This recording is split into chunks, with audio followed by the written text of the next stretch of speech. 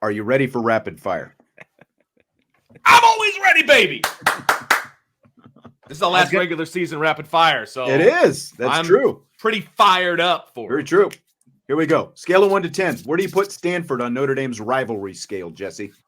10 being like the greatest rival ever. I got to put it like a solid 4, maybe a 5. And I say that just because Stanford as a program has just not really been good. And at least 10 years, I would say. And so part of a rivalry to me is that the other half brings it. It's competitive games. It's not just one side kind of steamrolling the other, but I value the USC rivalry more. I value when Notre Dame played Michigan, that rivalry meant more. At this point, I would say maybe Navy even means more just because of it being like Navy and Stanford. I mean, I guess it's not really a rivalry game, but I mean, you said maybe it means more? Maybe? At this point, yeah. So very low on the rivalry. But when Stanford was good, like when Harbaugh was still there and Shaw was in his first couple of years, like those games felt like a rivalry because both teams were good and it had impact. It was meaningful games most of the time. So yeah, pretty low right now for me. The only reason I would even maybe put it at a 4 is because there is a trophy involved. Because that's what Jesse said. The Legends Trophy. This is the most manufactured rivalry / trophy game that I've ever seen in my life. The only reason there's a trophy involved is because they play them every year, and the only reason they play them every year is because Notre Dame wants to end the season in California every year, which is dumb. This was not a rivalry game before they started playing every single year in the late 90s. This was not a rivalry, and it shouldn't be. There's no history to this matchup. None. It is a schedule out of convenience, and they're like, oh, man, this really isn't a rivalry for us, so we better manufacture a trophy so that people give a crap. This is the dumbest thing ever. Take the trophy, throw it away, and get this game off the schedule. There should have never been a trophy to begin with. I know. And they want to keep him on the schedule. They had an opportunity to get him off the schedule with this ACC thing, and now they're going to try to keep him on the schedule. It's like, just put him in the normal ACC rotation. I put this at a 1, and it's just because they play every year. And look, they keep trying to tell us that this is a rivalry game. Marcus Freeman started off telling us what a great rivalry this is. And like you said, the Legends Trophy and all this stuff. It's like, you can tell me that Twilight is a great movie, but that doesn't make me actually believe that Twilight is a great movie. I'm sorry, Robert Pattinson and Kristen Stewart. I just never bought into the whole Twilight thing, and I don't buy into this as a true rivalry. To me, it's just two teams who happen to play each other every year because, like what Vince was saying, convenience. It accomplished a mission, for Notre Dame to get them out. They wanted to be, they got themselves a partner with USC so that they could rotate this thing every year. I just, Stanford's going to be wearing their scarlet helmets for the first time ever. Did you see that? Nope, sure didn't. Red helmet that they're going to be wearing. That's not smart in this game. So, yeah, I just don't buy it as a rivalry game. USC is an actual rivalry game. Michigan, even though they don't play every year, still a rivalry game. Michigan State, Purdue, there's so many better rivalries than Stanford. I mean, Jesse made a good point. When Stanford was actually still good a few years back, and David Shaw sort of was more than willing to make himself the villain, at times during that, and when it was more competitive, that was a little bit different, but especially where Stanford has fallen back to right now, it's tough to build it up. It's a tough sell to call this a rivalry, I think. It is a tough sell. And I mean, look, Notre Dame is 22-14 against Stanford. And most of those losses came between 2009 and 2017 when Stanford was really, really good. Yeah. End of the Harbaugh era and the peak of the Shaw era. Not going to happen anytime soon. It's not going to happen anytime soon. And anybody that watches Stanford play is going to understand that this is not going to change anytime soon. Because if you're upset with the way Notre Dame deals with NIL and recruiting and the transfer portal, thank goodness you're not a Stanford fan. Really because fair. They're even worse. It's like you're putting yourself in a hole if you're not going to even try to embrace NIL. And with all the, sitting out there, Silicon Valley, where Stanford is and the things that they could be selling from an Yeah. NIL perspective, getting, some of those different tech companies involved and stuff like that seems like pretty easy peasy to me, but the way they push back, it's like, man, you're hurting yourself is what you're doing. Yeah, and they're pretty hamstrung in recruiting, even more so than Notre Dame, because they can't even officially recruit guys until they know they're going to get accepted into the university. Like that, it's we'll tough. talk about being hamstrung. Like that's a tough pill to swallow if you're on the coaching staff and you need to get in on, like, let's talk about quarterbacks, right? You need to get in on guys that are freshmen in high school. And you can't tell me that freshmen in high school, you're going to know whether they're going to be able to get into Stanford University. It's like there's just a lot of things that are going to be hampered by, and they're just getting left in the dust with modern college football. Yep. So Sam Hartman has 2,459 passing yards going into this game, as well as 22 touchdown passes on the season. His preseason touchdown total, 26.5. The over-under, which means he needs 5 in this game to go over. Scale of 1 to 10, does he have any chance to get there? If you asked me this 2 games ago before the Wake Forest game, I would have said this is like a 1 out of 10. But he put up a 4-touchdown game last game. They're going against a worse defense today. He hasn't gotten 5 all year. He's put up 4 twice, once against North Carolina State and once against Wake Forest. There's an outside chance now. It's just a matter of how long are they going to let the offense cook for? How long are they going to let it get ugly potentially? Do they hit like big explosive 50-yard passes, I think, early on? I think that's going to be the key, because I don't think he has a chance. He's probably going to have to get them in the first half, I think, if he's going to get to 5. And so I think that I would put this realistically at like a 4. I want to say like a 5 or a 6, but I think 4 is more realistic. But there's still a shot. There's still an outside chance. And what really is frustrating is, he's only 5 away, and he has, in the last 6 games, through the stretch where he had nothing. Yeah, he's got 3 goose eggs. He had goose eggs against Duke, goose eggs against Clemson, and goose eggs against Pitt. And I think the Pitt one is the one that's the most maddening, is because that's those interceptions. Early. Even if he has 2 in that game, all he needs is 3 today. 3. That's what I mean. And so it's just like how are they able to know that those goose eggs would just pop up eventually? I don't know. It's just frustrating. They suckered us, man. I don't know how they suckered us so hard. Oh, and they suckered us on so many different things that we were all like, take the over. Take the over. Like morons. How are they? The passing yards is realistic. He's 28. What do you have for your over under? Because my number is like 29 something. I got it at 2,800. Okay, you got it.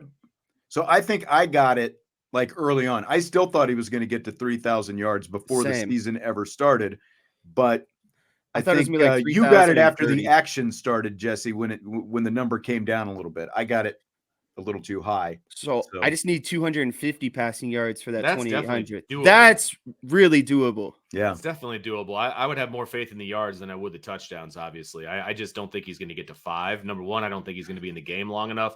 And number two, they're going to run the ball like crazy. And because this defense especially with this Audric that stuff. bad. And I don't know. I just don't see this being a competitive game. And they're going to get Sam Hartman out. Like he's not going to, if he plays the whole game, Notre Dame is in big trouble, folks. Big trouble. True and story. If that's the case, we are having a completely different conversation when we reconvene next week. So I don't think he's going to hit anything. As far as you're like putting it at a 1, a 0? Like, 0. There's no way he gets 5. There's no way. Like a 2. I give it a 2. Yeah. Like outside chance, but again, I think it's going to be, that they're like it's just air raid offense out there, right? Basically, and they're hitting 50 and 60-yard shots downfield. And I don't see that being the game plan. Oh man, we got to come out and we got to throw the ball against Stanford. Like that is not going to be the case. So the only chance he has is if like a tunnel screen goes 60 or a slant goes, 50. Like that's the only way that he gets this. Only way. Okay, so we've been saving this for this show. We had some people ask about it the other day. After Notre Dame's win over Wake Forest last Saturday, the Notre Dame scoreboard crew played the Whitney Houston version of the song I will always love you for Sam Hartman as he left the field. So here's what Wake Forest head coach Dave Clawson said about it this week. There's no point in complaining about it. We saw it last week in South Bend, right? I mean, it's, here's a guy that we recruited and we developed, and, they're putting a video on him saying, "We will always love you." And I'm like, you only dated him for a couple of months. It can't be love. We're the ones that love him. We had 5 years with him. You rented him for a season. So, and that's, they bought him and rented him for a year, and now they love him. So it's, that when that video played, it's just like, holy cow, this is where college football is. So. You realize that quote's about to go up everywhere.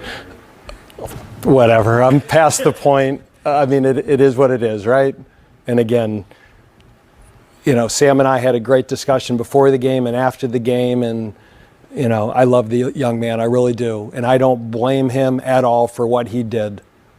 I mean, you can't have, that's the system now, and for him to have the opportunity, to have that experience and make that type of money in 1 year, who can fault him?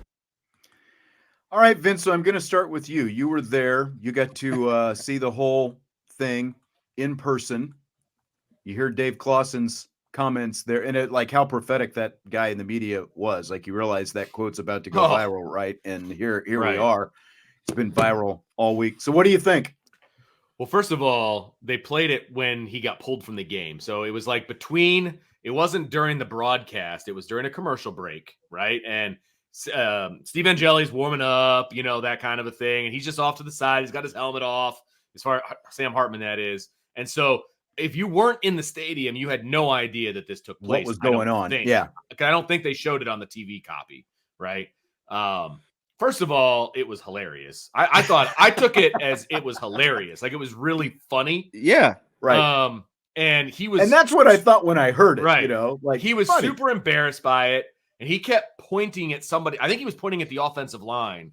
Like, he wanted the camera to like get off of him and go someplace else, right?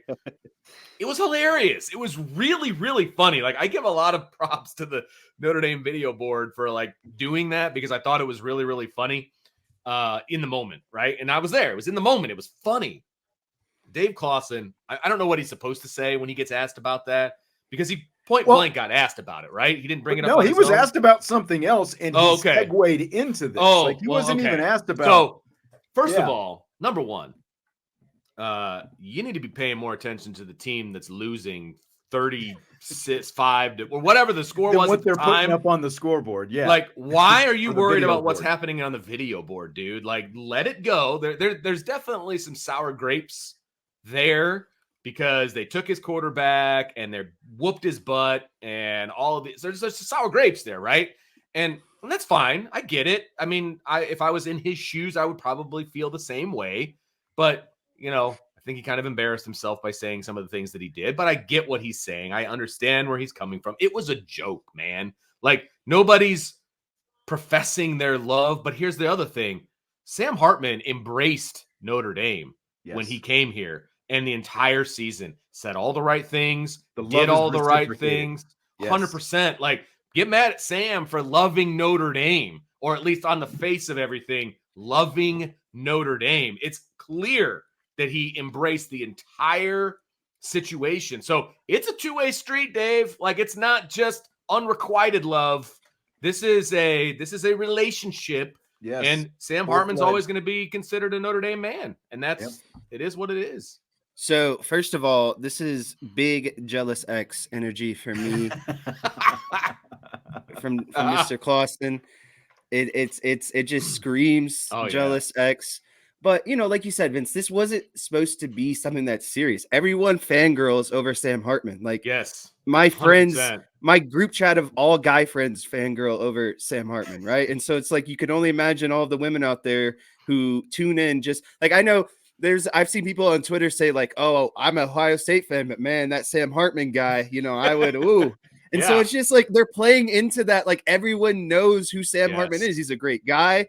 He's the quarterback of Notre Dame. He's a handsome gentleman. Like it just all plays into it. And it's like, what's annoying about Clawson is you better get used to it, buddy, because Wake Forest is a program where you're going to get poached from. If you have players that have the ability to go to the NFL after 4 years, why would you not take that opportunity, right? And so this isn't about the NIL. This isn't about what Sam Hartman could get in terms of financials. This was Sam Hartman coming to a school where he felt like he had a better shot of going on into the NFL. He needed to learn. The biggest critique of him is he ran a gimmicky offense. He needed to go find a way to run an offense that could show some of these NFL teams and scouts, hey, I know I've run this slow mesh, but I can do this too. And so I felt like it was really selfish of Clawson to say that, because if you really genuinely cared about that 5-year relationship that you had with Sam Hartman, you wouldn't come out and make those sort of comments. And I'll end it with this. I don't know if you guys saw this.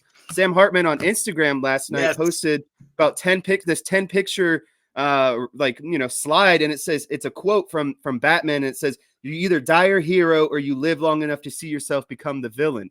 And that has to be a direct relation, because you read the comments. Audric Estime says, Notre Dame man, heart, heart, heart. JD Bertrand says, thanks for coming to Notre Dame, Sam. And so they're very much playing into what has, transpired this week. And obviously Sam loves Notre Dame. He enjoys the opportunity and the time that he had at Notre Dame. So I think it's a really embarrassing look on Clawson's part, but I get why he said it, but you didn't have to go there. There was nothing, you didn't need to go down into this rabbit hole.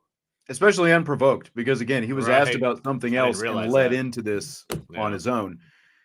So many levels to this. First of all, the year is 1993, the year my wife and I got married. The movie The Bodyguard. Vince, do you remember the movie The Bodyguard? Kevin Costner, Whitney Houston. Yep. That was the song, the Whitney Houston version. It was everywhere, man.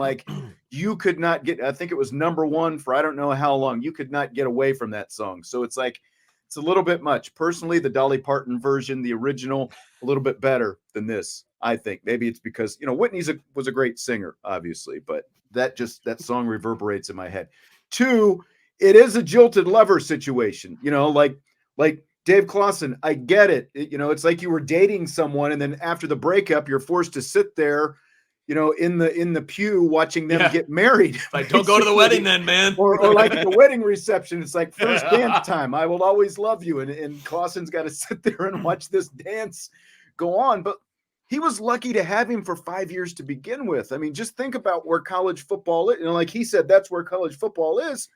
He's lucky to get him for 5 years to begin with. Did you really think that NIL or not, you were going to be able to keep a guy for 6 years? I think that's pretty unrealistic, And Vince, if we were doing this on a well-produced TV show, they'd be showing that freshman year photo of Sam, with the clean baby face and all that, and the split picture of him with the beard today to show, the difference for, when Clawson got him and where he is right now and all that kind of stuff. But Notre Dame fans, I've seen them asking this week, well, did Notre Dame really buy Sam Hartman? Of course they did. Like Jesse said, there were benefits. The biggest, one of the biggest benefits was an opportunity for Hartman to get out of that gimmicky offense and come run a more traditional pro style offense, have a chance to go to the NFL. But I subconsciously just said it. NIL was a thing as well. They got him here because even if the NFL doesn't work out, he still just made probably, at least a couple $1 million correct on his NIL stuff. And, so he's got that as a fallback.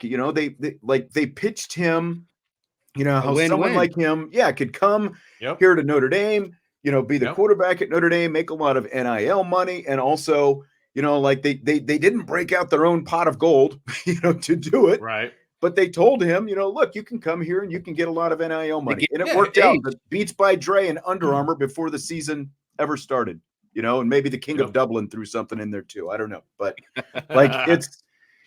it's just, I think Jess said it, get used to it, because the kind of program that Wake Forest is, these lower, middle to lower tier Power 5 programs, and even FCS and other levels, you are probably going to be producing players for other programs at some point. Whether it's kind of like JUCO when you think about it at the end of the day, these guys go there for 2 years and then, they might outgrow their situation and find an opportunity that's better suited for them. I don't think there's anything wrong with that. And if you have an issue, then you need to get your program at a stage where that's not the case. Guys want to be there for 3 or 4 years.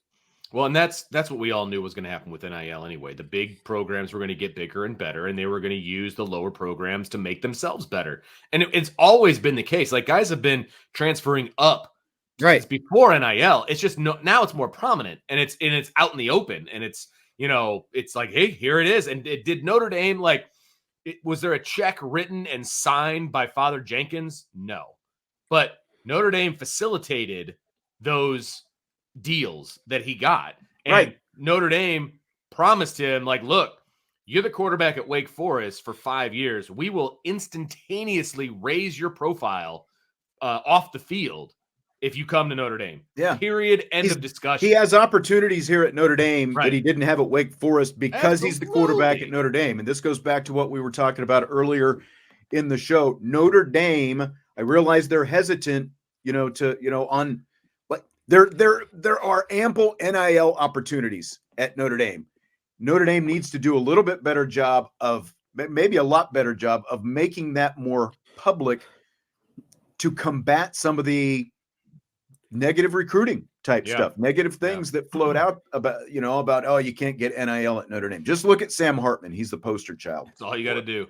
And it's Yep. and they did a good job of publicizing some of the stuff that Sam Hartman was getting and doing, like, giving the stuff to the players, and, Right. With the doing some of social that media stuff. and stuff Like like they that. did a better job of it, but they need to put out more about, what everybody's getting, what everybody's doing. But I digress on that. But the bottom line is Jesse hit the nail on the head. It's a jilted X on this, and he's Right. upset. And it didn't help that he got spanked. His football team got spanked in the game, and it didn't help. Yeah, maybe that's why his attention was on the video board at that point. There's But- nothing you can do, dude. and that Like, is an you're gonna annoying lose. song. Like it, I'm sorry. Again, Whitney Houston, great singer and all that, but that is like when she high note. Oh man, Which is why it was funny, though. You know what I Right. mean? It's like a cringeworthy Right. song, which I totally understand. I feel like an And SNL skit, to be honest with you. It was hilarious. I was dying laughing at the time. Like, I thought it was really funny because the moment that creative. happened, it is absolutely creative, and they hung on to it like way too long. It was like a minute and a half, and that's a long time in that song. And yeah. you could tell Sam Hartman was getting annoyed with the whole, like, he was embarrassed. He's like, no, look the camera that way. It was funny. It was really, really funny. And then he got his marshmallow and his hot chocolate on the way out. that's what I heard. That was pretty funny. Yeah. So, it's okay to laugh. Like, it's okay to have a good time, Dave. Like, come on, man. Suck it Not up. that serious. It's not. Scale of 1 to 10, how sure are you this is going to be Audric Estimé's last game in an Irish uniform? I'm going to put this at a solid 7. I think I said earlier in the week, might have been Monday. To me, Audric Estimé makes the most sense in terms of bowl game. Who would sit out? I think Joe Alt will play. I think that, and really that's like Alt and Estimé on offense are really the two guys. I mean, you could say Hartman, but I know he's playing. And then on defense, I would say Breaking news. maybe Xavier Watts, but like there's still questions about if he's even going to come back next season. So it's like you can't even rule him out in that game. Maybe Howard Cross, but I see him playing. Howard So, Cross, yeah, Riley Mills, guys. Yeah, but I think that decisions. Estimé is, if you look at someone who you would say that's the guy who I think has the highest chance of sitting out and makes the most sense in a bowl game, it's Audric Estimé, because he, as a running back, you just can't take that chance of taking a tackle to the leg, a tackle to the ankle. He stands the greatest chance for injury because of the position that he's playing. And so, and you look at his stock right now as a running back. I just think that and I said it last week or earlier in the week too. He came out in the press conference in all of his pads, and like after that game against Wake Forest, I think that's a pretty strong indication too of like that's guy who wants to keep those pads on, because once you take him off, that's the last time you're going to take him off at Notre Dame Stadium, right? And so that's, I think, plays into, like, I'm just me reading into the things I've seen. I think Audric Estimé is the guy that's ultimately going to sit out. So I think it's a solid 7 out of 10. I'm going to go 8. I'm going to go a little higher. I originally, when I read the question ahead of time, show prep, I thought it was, is this the last season for Audric Estimé? I was like, it's a 75 out of 10. Like, there's no way he's coming back. And it's funny, there was a thread on the board talking about whether Estime will come. No, it was on Twitter. I'm sorry. Whether Estime is going to come back or whether he should or shouldn't. And the original poster was like, he absolutely should. He should do this. Like, are you outside your mind? Like, Selfish. Audric Estimé is a good running back. There's better running backs in the room than Audric Estimé. There just are. And that, I'm sorry, that's just a fact. And if he comes back, his carries are going to be more limited next year than they were this year. That's just going to happen. And so you've got to see more. They've got to see more Jeremiah Love. Absolutely. And it is in everybody's best interest for Audric Estimé to go to the league right now. Everybody's. And then you dial it back to, okay, should he play in the bowl game? And I do think bowl opponent will have something to do with it. I'll just say that. So I'm not ready to start saying this person or this person will or won't play. That's fair. I think that's going to play into it. I do. What you're saying is if it's a chance to play against Brian Kelly, then maybe things change a little bit. Maybe some guys are motivated. Yes, I do think that. If it's anybody else other than LSU, I don't think that he plays, but that's why I'm only giving it an 8. So there's a 9 and a 10 there that I would have gone to if I knew the bowl opponent at this point, and I don't. So I'm giving it an 8 for all the reasons that Jesse said. There's way too much risk involved for him to go out and play. I agree with that. I mean, but man, I put it in an 8 because you can argue, like, what is he even doing playing in this game? You know, for that matter, fair. Because what does this game? And speaking of which, and it's not like an individual in his future. So I was pissed that they had him in on the last drive that he was in, because I get that they're trying to get him 100 yards, but they left him in like 3 or 4 plays after he got the 100. They've done that a few times this season. Out. I don't. Man, I was really mad because I needed 3 more passing yards from Sam Hartman. So you're taking out Hartman, but you're keeping in Estimé. Right. Make it make sense. Well, because 100 yards for Audric Estimé is like an actual thing, and there was no number that Sam Hartman needed to get to unless he knew you. Yeah. Maybe they were trying to get him, on that Doak Walker list, with that extra, to say he had X amount of 100-yard games. I don't know, but it didn't work. And that's what, like, I look at this game. Jesse and I were talking about it earlier in the week. I look at this game and I think that this could, again, like when we were talking about how many touchdown passes is Hartman going to have. If Estimé gets going early, Estimé running angry out there, this could turn into the Audric game. Like, you could be talking about a 200-yard game potentially, I think. So yeah, really, my radar is going crazy. I might have to do a 3-touchdown Audric game just for fun. A lot of rivalry games. I guess maybe by the time some people listen to this, the Ohio State-Michigan game will either be over or at least at halftime. It's in the background. People are going to be listening to this in the background. Is it must-see? Do you care who wins? I think it's must-see because I think you have you have all the drama this year, but outside of the drama this year, it's always a big game. It's always a meaningful game of what's going to go, what's going to transpire in the college football playoff. I don't care who ultimately wins because either way I win. I live in Ohio. And so if Michigan wins, I can make fun of all of the Ohio State people. And if Ohio State wins, my biggest rival or my biggest grudge is a buddy I went to college with in Michigan, and he's a huge Michigan fan. So there's nothing worse than rubbing it in his face anytime Michigan lose. So it's a win-win for me. I just like to see a good game. And again, the implications that it has on the rest of the college football landscape is why it's must-see for me. I'll watch it, so I guess that means it's must see. I don't know, like there's not going to be any other noon game that I'm interested in that I'm aware of. So that's what I like about the the Fox with the big noon kickoffs. When you can put a big game, they just give it to you at noon, roll out there, and just watch it. I like it. And it's like the only benefit New Year's of Day almost. It's like the only benefit of Notre Dame playing at 7 is you get to watch that entire game, which I will do. And so it is must see TV. Do I care who wins?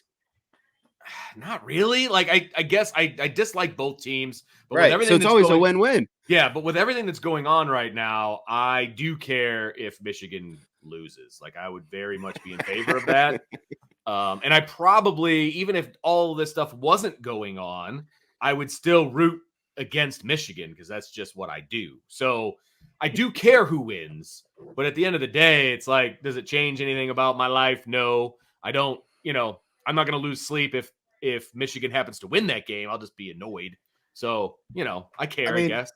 if you love college football, which we do, it's a must-see game because it's two of the top teams in the country, and it's a rivalry game. It's the end of the season. It's like this game counts or whatever.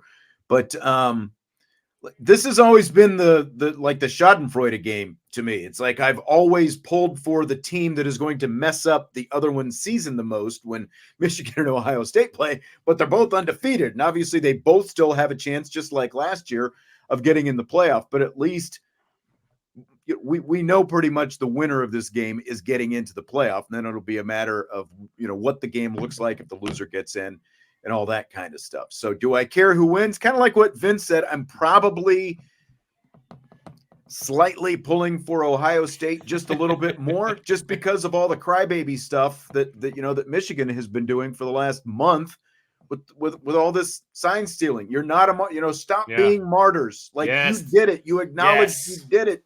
Just quit already. Like, just come on. So for that reason, I'm sort of forced to pull a little bit more for the guy who was born on third base, I guess. Well, I mean, you're not wrong because, it's Michigan versus everybody. Well, it's because you're an idiot. It's because you don't shut up. That's why everybody's against you, because everybody has a problem with the way you're handling the situation. Right. And you're not America's team. No, not even close. And nobody gives a crap about Michigan outside of Michigan, but they have made themselves a target. That's the problem. They have made themselves a national target because, the old saying, where there's smoke, there's fire. All these little violations that Michigan's been having to deal with over the last few years under Jim Harbaugh, it's, no big deal there. Oh, it's no big deal here. Oh, it's no big deal here. Well, it's starting to become a big deal, and you can't sit there and be like, well, it's not our fault. We did it, but, don't be mad. Right. Like that. I can't stand that. Just own it. If they would have just sat back and owned it, there actually might be people rooting for Michigan to win this game coming up, because there's plenty to hate about Ohio State.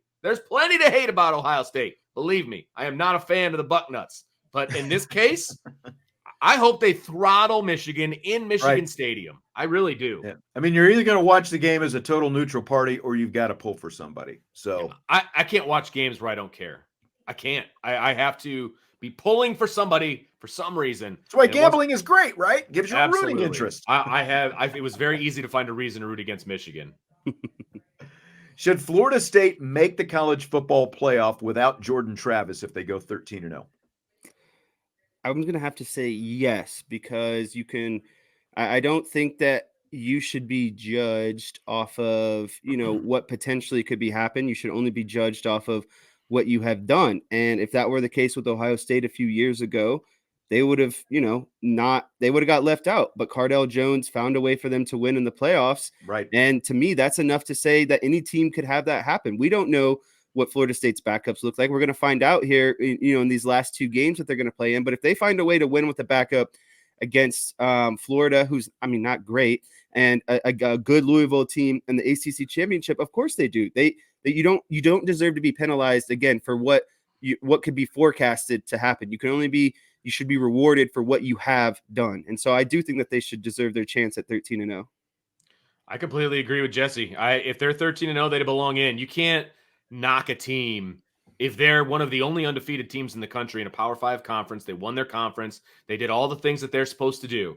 You can't knock them because a kid got hurt like that. Right. I don't think that's fair. I'm sorry. Will they get pounded maybe in the first game of the playoff? Maybe, but they still deserve to be there. And so if they go undefeated, 13-0, they 100% belong in the college football playoff. I think they probably lose Saturday, but they might. So it may be a moot point, but if they're 13-0, they belong in. They belong in. No, absolutely. And the case that Jesse brought up, the Cardale Jones, Ohio State was on their third string quarterback and they won a national championship.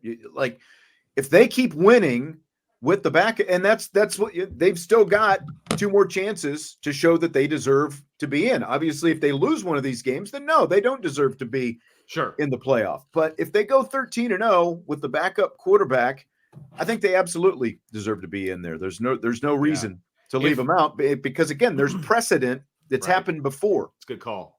If they go 12-1, like let's say they lose today or Saturday, and then they lose, then they win the ACC championship, right? So they're a conference champion with one loss.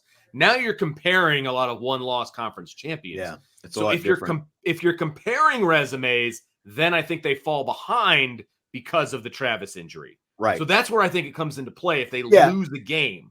Exactly. Does that make sense? Yeah, no, exactly. And like we were talking about Louisville sitting there with one loss. If they run the table as well, like, do they deserve to be in there? And I realize, we're kind of shifting here, but personally, I don't think they do because of when you start comparing who these other teams lost to.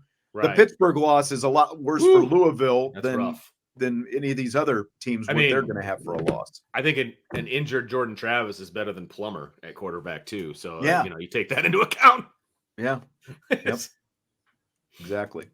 So we're coming out of Thanksgiving weekend. Lions head coach Dan Campbell says turkey stinks. He'd rather have ham. He doesn't like dressing or cranberry sauce. Where do you stand on Dan Campbell's Thanksgiving hot takes? Vince, I love turkey. I just think it's a matter of if the turkey's done right. You shouldn't blame turkey for the cook if it being dry or not having a lot of flavor or anything like that. If you run into some good, juicy, flavorful turkey, how are you turning that down? Like that's good, solid meat. And then you throw in, I'm not a cranberry sauce guy, but I know people who are. And I mean, it just adds that kind of flavor. And especially if you do have a dry turkey, that cranberry sauce can bring back some of that juiciness that it's missing. So I'm always a fan of the turkey. I don't think it should ever be taken out of Thanksgiving. What kind of cranberry sauce, Stiers? It's typically whatever my wife buys. I think she might get it at Trader Joe's. I'm not sure. I saw I can see the can of Ocean. It's just, Spray I don't go overboard with the cranberry sauce, but I like a little cranberry sauce. And especially like when I'm doing the leftover sandwiches, that's when I really love the cranberry sauce with the turkey. And I'll even smear a little bit of, like mashed sweet potato on that sandwich. So, all right. Yeah, I'm a big fan of the gelatin, the one that looks like like the fake, as fake as you can get. That's a good call. It's like the one your grandma brings to the party. I love that one. Not the real lumpy stuff and all that. Yeah, like the gelatin cranberry sauce. There you go. I'm sorry. I dig it, and I don't like. A little goes a long way. Don't get me wrong, but I like the canned stuff better. I'm at that. That's me. As far as the turkey is concerned, like Thanksgiving is for turkey. I get that. And I usually make the bird. My wife and I will make the bird, and then everybody brings a dish, kind of a deal, right? And so I think we do a pretty good turkey, to be honest with you. Okay. But if you had a cooked ham and you had the turkey sitting side by side, I'm going ham all day. Ooh, I'm half and half. I respect my turkey, and we actually do. We do both in this household because some people like turkey, some people like ham. My dad and my daughter are like the two that are all in on the ham. Yeah. As long as the bird's cooked right, you can still dress it up with a little gravy and cranberry sauce and stuff like that. And we always do a ham for Christmas. So I just gotta wait a month. So I'll eat the turkey and no problem with that. I'll wait a month to get my ham. But I love dressing. I do love the stuffing / dressing. Like, big fan of that. I mean, carbs, clearly he's a fan. I'm a fan of carbs. And then, a good pumpkin pie. Like there are certain staples that I am a big fan of. Any kind of a potato. Again, carbs, not surprisingly. I do like a potato or like a mac and cheese, like a baked mac and cheese, that kind of a deal. So it is Thanksgiving. I will go the turkey route, but I do prefer ham. I would probably actually lean a little bit towards ham, but on Thanksgiving, I do like the turkey. Yeah. Like in general, I like ham better than turkey. But here's the spin that you have to try if you haven't already done this. I started doing this a couple years back. Get yourself a little waffle maker, take your dressing, put it in the waffle maker, and make yourself a stuffing waffle. And then put your stuff on top of it, like if you like combining in that, or even like a turkey sandwich with if you do a couple of waffles. Like it's really good. Bread. It crisps up the So my favorite part about Thanksgiving is actually the round two, because we usually eat and then I get a round two of when the Cowboys come on. I get the rolls. I make like turkey sandwiches with stuffing, cheesy potato. I make some like ham sandwiches with stuffing, cheesy potato. Solid. It is, and it's just a nice, just leftover sandwich. And that's, I don't know why, but that's really when it hits for me. I get that. But I love those waffles. He did. It's like just a little waffle maker. You just throw kind of like the corn casserole, a little bit of stuffing. Yeah, that's a good call too. The corn casserole in the waffle maker is also a good one. Kind of becomes like cornbread almost. Yep. Corn casserole is the bomb if it's done right. Yeah. I'm a big Exactly. fan. I think that's the issue with Thanksgiving is unfortunately people just don't have, the best cooks out there. That's right. You're right, and that could spoil it for people. And you're stuck there. You're saying Dan Campbell's mom, and you just gotta sit there and eat him like, oh yeah, mom, this tastes really good this year. Oh, grandma, you're the best cook I know. Yeah, it could be wife, I suppose too. You know, I don't know. I don't know what he's got going on. I don't know his situation, but all right. So we're gonna roll this as we finish up with the game itself. Notre Dame, Stanford. Notre Dame is favored by 25.5. The over-under is 51.5. So let's just roll this into our game prediction right now. What's the final outcome going Vince, to be? you got to go first. I'm still calculating. Vince has to go. What was the over-under for the total? Because I 51.5. Oh my goodness! Of course it is. Okay, so I will take Notre Dame to cover. I think that's going to be fairly easy, to be honest with you. And even though that's a rather large number, I still think that that's going to be pretty easy. I guess I got to take the under for total points because that's what I ended up guessing. I had no idea the number was at 51.5 when I made my guess. And it will probably go over, but I got to stick with my guess, right? I got to stay true to the prediction. I outlined in my prediction all the two, they're 2-2 on the road, all the stuff that we already talked about, all the issues that they've had on the road and all the different things. I don't think it matters in this game. I really don't. That's how bad Stanford is. They're really, really, really bad. The best attribute they have is their passing game, which ranks 57th in the country, but they're going up against Notre Dame's third ranked pass defense. So I think that completely gets neutralized, right? So my prediction is Notre Dame 48, Stanford 3, which would be the lowest number of points Stanford has ever scored in the series against Notre Dame. And I didn't realize that until I looked. Actually, it's the lowest since 1942 when Notre Dame blanked them 27-0. Okay. So I just think it's going to be a blowout, and I don't think they're going to sniff the end zone. And so, if they happen to get a touchdown, obviously that makes it go over. But right now my total's 51. So I guess me and Vegas were right on the same page with each other. I don't know. All right. Vince, I'm really upset. You took some firepower from me. Took some thunder. That's true. Here's what I always look at. So Stanford their offense averages 20 points per game. I don't think they get that. I think that they're going to be, I don't know, like the only way I see them scoring a touchdown is off like a gimmicky kind of trick play, right? Like something they haven't shown yet. And so, but Notre Dame and Al Golden said that they're, he's the mad scientist. He's ready for all that this week. So I think Stanford's going to be right around 6. I'm with you. I don't think they get in the end zone. I think they sneak a couple field goals in. And then you start looking at, okay, how many points does Stanford usually give up per game? They give up 36 on average per game. So I actually like that 48 number as well. So the total for me was 48-6. And I like that over just barely. But again, Notre Dame against these bad opponents, they have to do all the legwork in the over-under. So that's what makes it so tricky. That's very true. That's very true. And, I might be – I always worry, am I too high with this team and how many points I've got them? Am I too low? The whole thing. I ended up a little bit on the high side, I think, last week, Wake Forest, and it was looking like, oh, man, they're going to get their points by halftime. But, they missed the field goal and kind of settled down.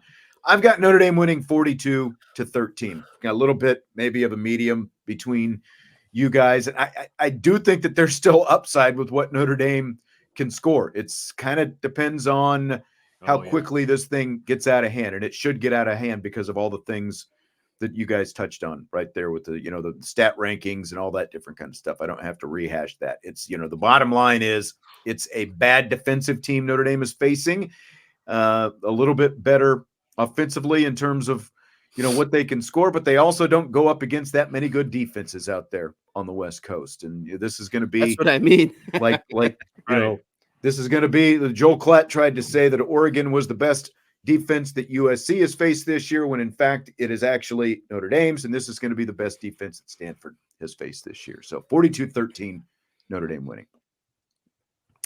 All right, well, guys, the regular season anyway is over. Of course, we've got a bowl game, and we'll be doing a show before that. And we've got shows every day here on IB as we continue to crank it out year round. And again, don't forget, for listeners/viewers, go to Fubo TV. That's probably the best bet that you have to find Pac-12 Network and find this game. You might have to pay a little bit, but if you really want to watch the game, and as Vince said, Dish TV has it as well. And you might just call your local bars and stuff like that. Yeah, And I saw there were 3 places around town that are definitely going to be carrying it. So, and your other option is just the old tune in radio right here, because we're doing a game watch. So is there? We're watching the game live, and we're going to do a modicum amount of play-by-play. It's not Sean Steyer's but we are going to let people know kind of where the ball's going, who, the down and distance, all of that. So you can just watch it with us. You don't even have to have a visual. You can just watch it with us, and we'll have a good time. So we're going to just text me. I'll send you the illegal stream if you don't want to hassle with all of that. All right. 6:30. Tune in. We'll be there. All right. Sounds good. Enjoy. Have a great rest of your Thanksgiving weekend.